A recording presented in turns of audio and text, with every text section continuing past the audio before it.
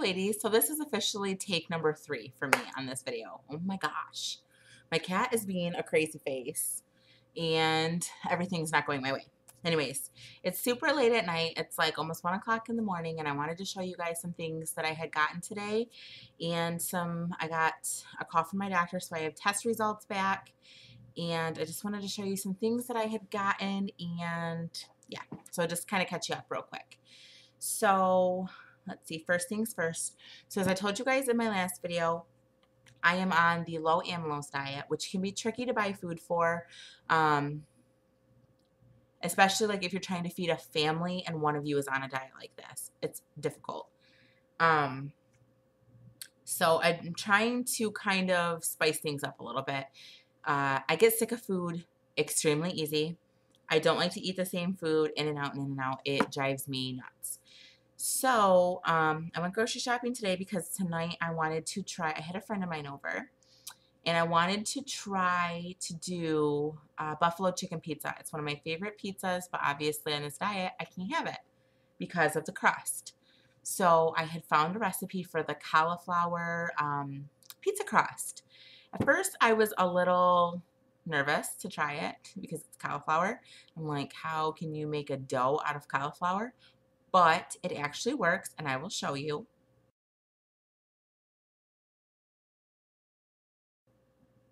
So it's actually really good. It took us like 4 hours to make it. It will not take you guys that long to make it if you were to ever try it. But everything was going wrong. The recipe says in it specifically that you need a cheese grater. I did not have a cheese grater, and I'm like, I have a blender, I have a food processor, like it's gonna work. Didn't work. So still had to go and buy a cheese grater.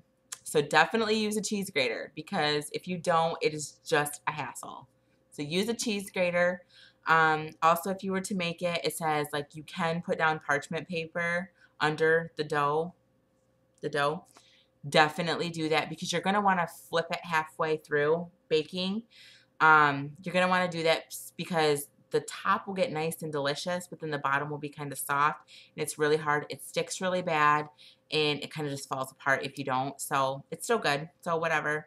It's definitely not pizza dough, but it is a close second. I actually was eating it and I was like, I feel bad for eating this. Like I feel like I'm doing something I'm not supposed to be. So it is good. Let's see, what else did I get today? There's a grocery store in my area. There's only one besides Whole Foods that carries gluten-free products. I figured that gluten-free products would be okay for me because of the fact that I'm on a low-carb diet and I can't have white, I always say white, wheat, rye, or barley. I also can't have oats or rice. So that makes it difficult because most gluten-free products can't have wheat, rye, or barley because that's gluten, or you know what I mean. And so they use rice, and I can't have rice. So it's more of a difficult challenge, but I did find this. It does have a little bit of rice flour in it, but it's mostly used with tapioca. I haven't tried it yet, but I'm assuming it's going to be just fine. It's wheat-free, gluten-free, dairy-free. Let's see. It's kind of frozen because I put it in earlier. But I'm just going to store mine in the freezer. And I know most people do store their gluten-free bread in the freezer. You just have to be careful on this diet because, like I said, there will be rice flour in it. This is not something I'm going to indulge in very often. And gluten-free products are very flipping expensive. Like this loaf, this little teeny tiny loaf, was like $6. But this was the best one that I could find because for one slice, it has 11 grams of carbs, which is ridiculous. But it's about the same carb-wise as bread. So if this is something I have every once in a while, if I don't have a lot of carbs that day, I can have some of this. You know, it's something that I can kind of indulge in. And how sad is it that you indulge in a slice of bread? But whatever, it's cool. The second thing I got, which was ridiculous. I mean ridiculous. This is 12 ounces, and I paid $7 for this. It's quinoa, and the reason I've been really wanting to try this stuff. I've heard it's really good. There is like a butt ton of recipes, especially for like diets, and it's just, oh my gosh, I've seen so many recipes. So I'm dying to try it. So I bit the bullet and spent the money on it today, which my husband's probably going to kill me, but whatever. So, yeah, I'm going to try it, and I will let you guys know how it is. And if I like it, I figure, okay, I'll spend the $7 now, and if I like it, I can go on Amazon and spend $13 and get a 4-pound bag of it. So I'm going to try this out, and I'm going to try it for my family and try to spice it up and see what I can, and if I can get them to try it too. The milk that I got is Lactaid brand.